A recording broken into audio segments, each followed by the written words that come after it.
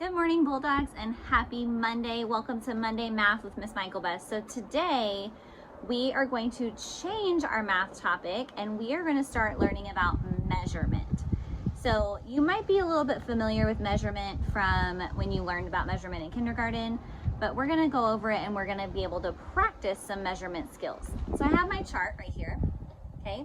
So how to measure with non-standard units. Now, when we're talking about non-standard units, we're going to be learning how to measure with anything that you have around your house, okay?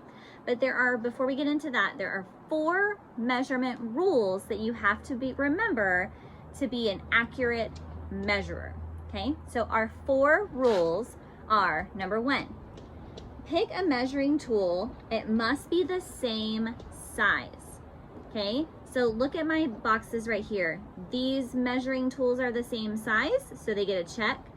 All of these boxes are different sizes, so we cannot measure with those together because we would not get an accurate measurement. So your tool has to be all equal pieces. We learned about equal pieces when we learned about fractions.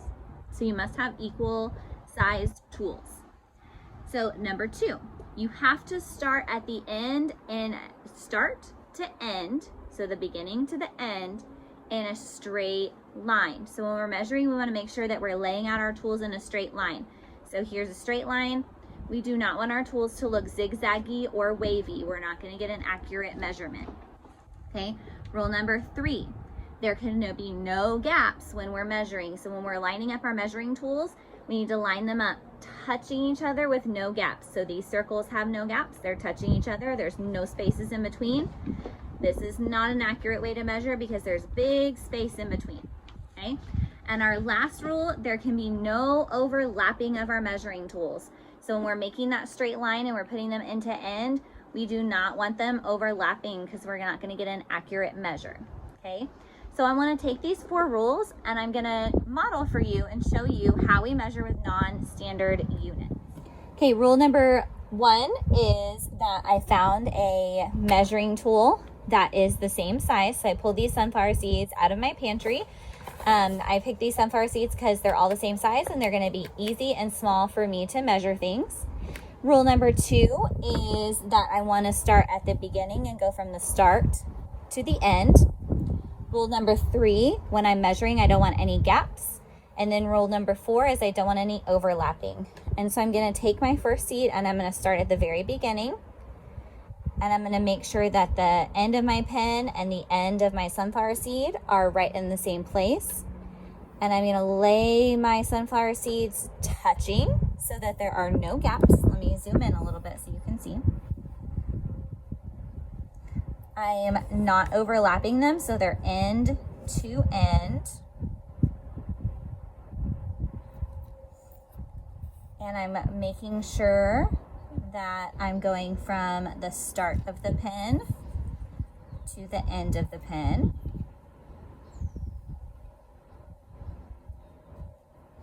I'm making sure that my measuring tools are in a straight line. Okay, so now I've hit the start of the pen and I've hit the end of the pen. So now we need to count how many sunflower seeds our pen is long. 1, 2, 3, 4, 5, 6, 7, 8. So this pen is 8 sunflower seeds long. So now if you know Miss Michaelbus, you know Miss Michaelbus does CrossFit and she likes to lift weights. So I had this laying around on my back porch. And so before I measure this, I wanted to ask you a question.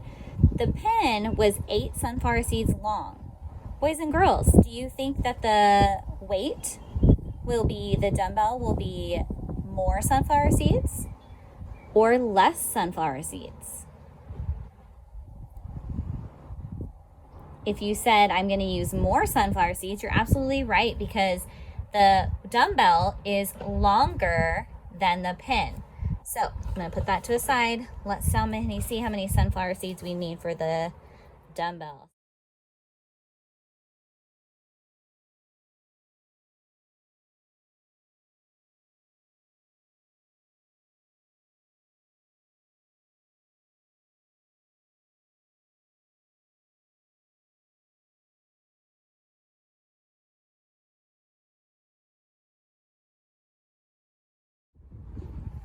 Okay, so now that I've got all my sunflower seeds laid out, start to end, they're in a straight line. There are no gaps. We are not overlapping.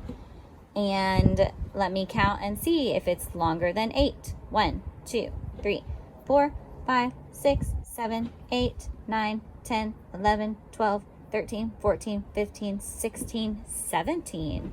So this dumbbell, this weight, is 17 sunflower seeds long. Okay, so now boys and girls, it's your turn. On your Google Classroom assignment, you are going to use the cubes that Miss Michaelbus has given you on the slide to measure the objects in the slide. So you're going to drag the cubes and you're going to measure, and you're going to remember our 4 rules.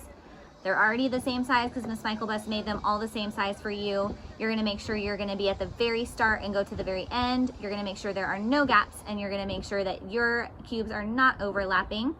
And then you're going to type in how many cubes tall or long your object was.